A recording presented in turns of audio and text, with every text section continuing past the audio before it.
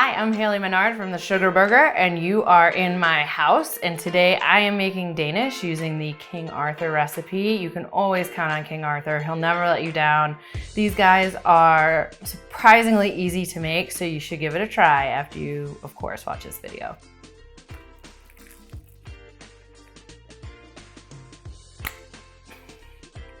Good. Okay.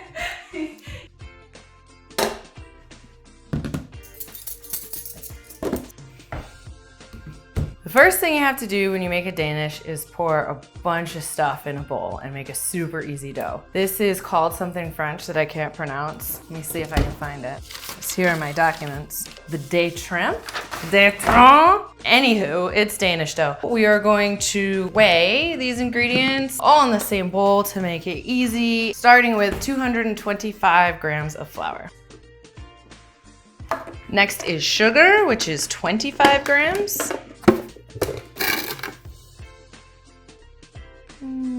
A little hard there.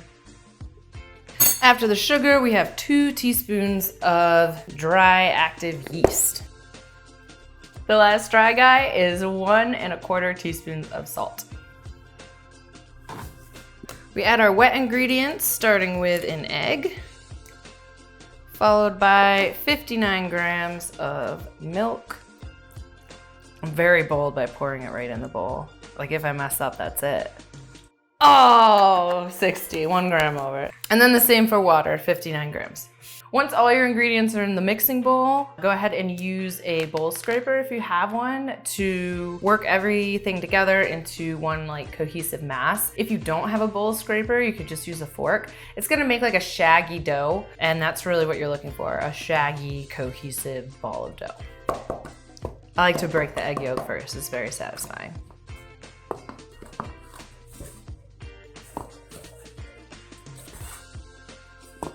Once we have this shaggy, cohesive mass, we're going to dump it out onto the counter and knead it for like a minute, nothing crazy. You're gonna wanna flour your hands because it will get all over them. So grab everybody together and you're gonna make a taco and then push. Taco, push. Kind of looks like, you know, he's smooth, but he's got a few dimples. He's not perfect. Kind of like a orange skin or something along those lines. So this gets wrapped up and put in the fridge 5 hours or overnight. Just let it have a sleepover, and then you can finish up the rest of the million steps in the morning.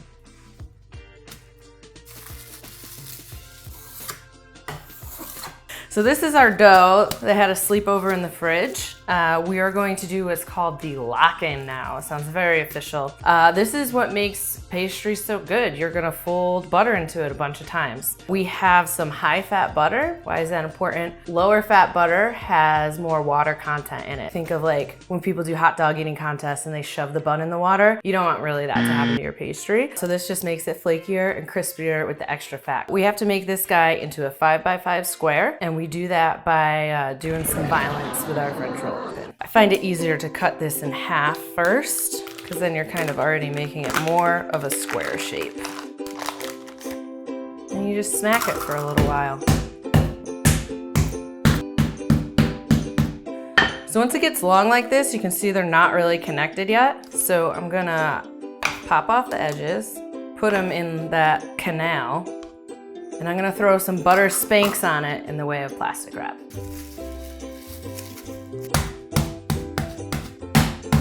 Kind of looks like a piece of American cheese. I'm gonna give it a measure, see if we're close. This is an old seamstress measuring tape, so you can measure your butter and then measure how fat you got from eating the butter. Perfect. Butter's in a 5x5 square, so we need our dough to be in a 6x6 square for this to work out properly. So it's puffed up a little from sitting in the fridge, which is a good thing, but do want to get some of that air out of it before we give it a full roll. This is sticky, so don't be shy about your flouring. We want to take your fancy French rolling pin and get some air out of it. You see it kind of. You don't have to do much work to get this to be a 6x6 square. In fact, this is already probably way bigger. Get our measuring tape back in the game. Oh my God, it's huge. I try to brush off as much of the raw flour as I can because it's not really something you want to fold into your pastry. And then we're unwrapping our American cheese shaped butter. We're gonna put it on top like a diamond shape. We have 4 little ears we're gonna fold over.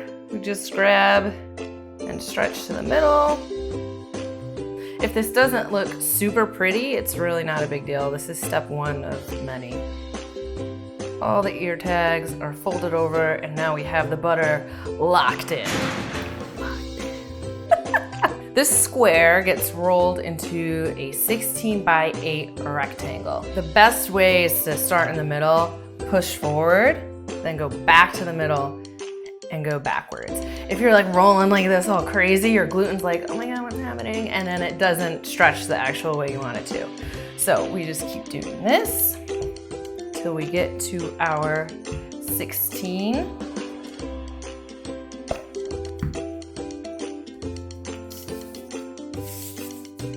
That'll about do it. Once you have your 16 by 8 rectangle, you are going to fold it up into something that kind of resembles a small journal. I dust off as much of the raw flour as I can. Civilized people have pastry brushes for that, but that's not really how I roll. I take the bottom, flip it up to the top, and then the top is gonna come over.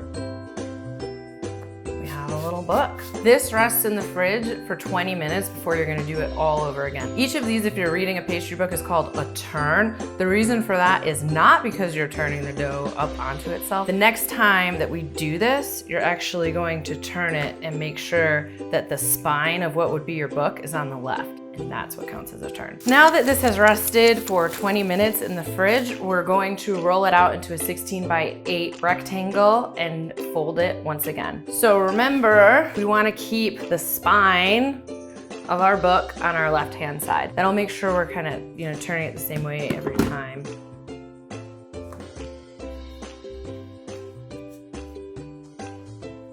I feel like that's 16. You want to put money on it? 16, perfect. So we will flip.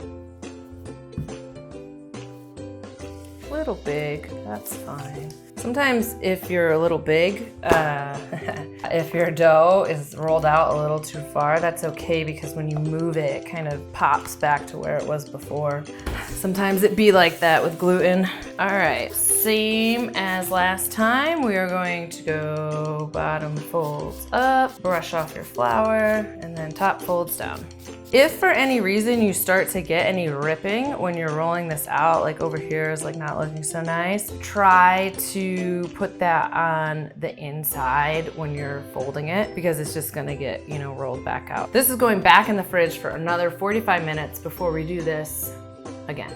So here we are again. We have to roll this out again and fold it up again and then put it in the fridge again. But this is the last time before you roll it out to shape it, so I guess take a little joy in that. We are going to roll it out to a 16 by 8 rectangle and then fold it into a book shape and put it back in the fridge. This time, when it goes back in the fridge, it's going to rest 5 hours or overnight. So usually I overnight it and then finish up in the morning when I want to have these for breakfast. So here we go, last turn. Make sure you keep your book spine on the left. Don't forget that. Betcha this is it. 16 by 8. Perfect. So let's fold it up one last time. Now we're going back in the fridge.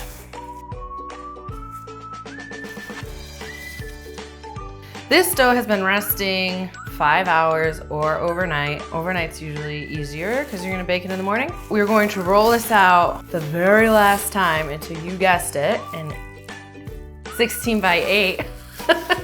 I got too arrogant there with the math. 16 by 8 rectangle. From there, we're gonna cut it into 8 equal squares and then shape each of those squares into fun Danish shapes. Just like when the original dough was in the fridge, this guy has gained some air and puffed up a bit while sitting in there too. So again, before you roll it out, give it like a little This is unwise placement. Susan, I feel like that's longer than 16 inches. What do you think? It's get the horizontal just as perfect. That's pretty good.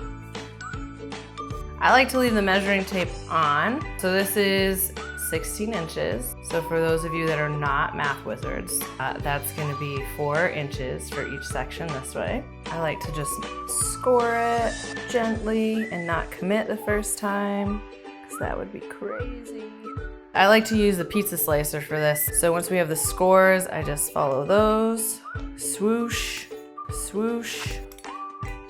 So since this is 8 inches and we have 4 pieces and we want 8 pieces, these are going to be 4 inches each on the horizontal cut. Now I'm gonna cut them all up.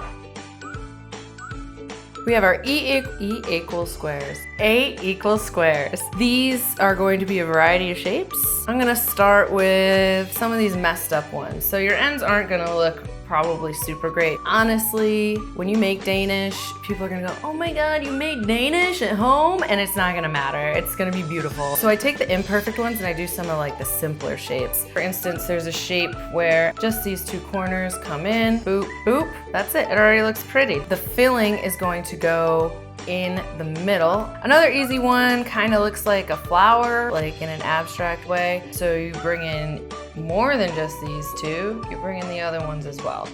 Your filling would go right there. For the ones that are perfect, beautiful squares, this is my absolute favorite shape because it holds the most filling, which I think is the most important part of a Danish. You're going to take this corner and meet the top corner, so you're making a triangle. And you're gonna slit up the sides, kind of a thin line, but don't touch the end. You don't wanna completely cut it.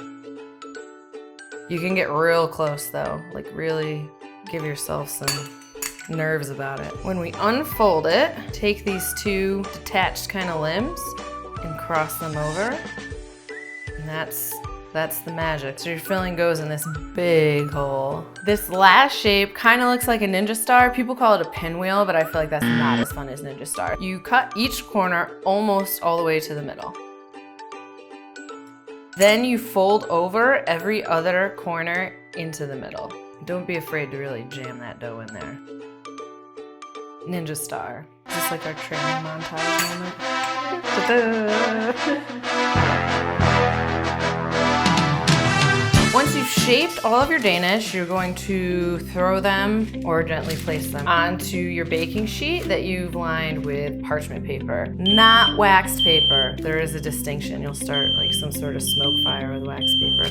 I try to give them enough room because they are gonna expand. Once everybody's on the tray, you should cover them with plastic wrap so that the top of the dough doesn't get crusty and gross, and then you're going to let them rise. Be super careful. Don't be like, I'm gonna make them rise really fast in like a 85, 90 degree warming drawer. The butter will leak out and then all the good stuff is gone. I usually just put it in my living room. I am liberal with the thermostat around 70 degrees, but yeah, that 72 area is pretty good. It'll take about an hour. It's not quick by any means, but you will get there and it'll be worth it to not leak out all your good stuff.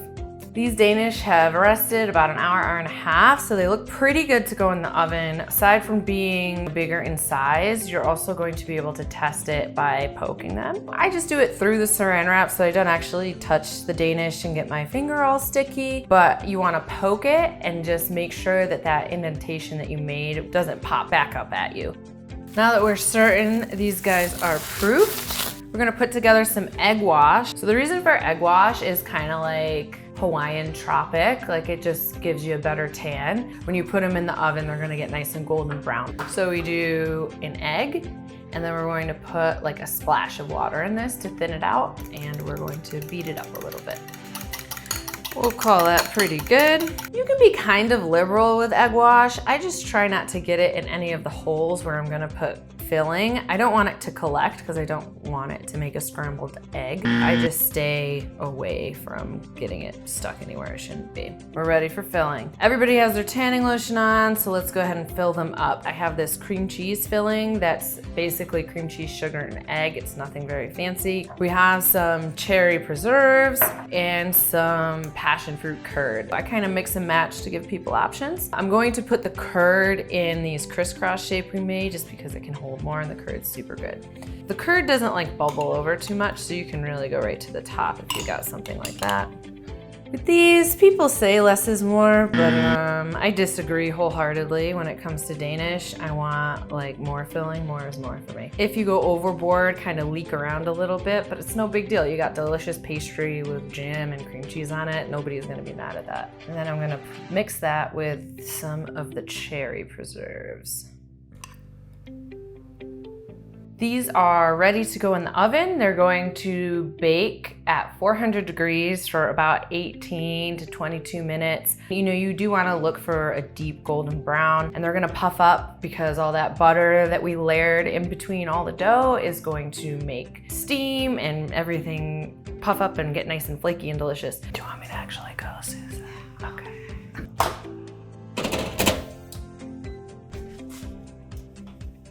Ooh, here they are, beautifully golden brown. You know, we had some natural drippage with the cherry preserves, and I think that's fine. They all puffed up beautifully. If you look at the side of this guy, you can see all of those layers happening. So you know when you bite into it, it's gonna be crispy and flaky and delicious. So there is one more step to this. We are just going to brush the sides of these Danish with a little bit of maple syrup. When you get them in the store, you probably notice they're shiny. It's not exactly maple syrup, they use something different, but maple syrup will do. Here we go on the last step. Just give it a light brush of maple syrup. See how it makes it shiny and beautiful? You're putting like this last layer of makeup on. And that's it, everybody's perfect.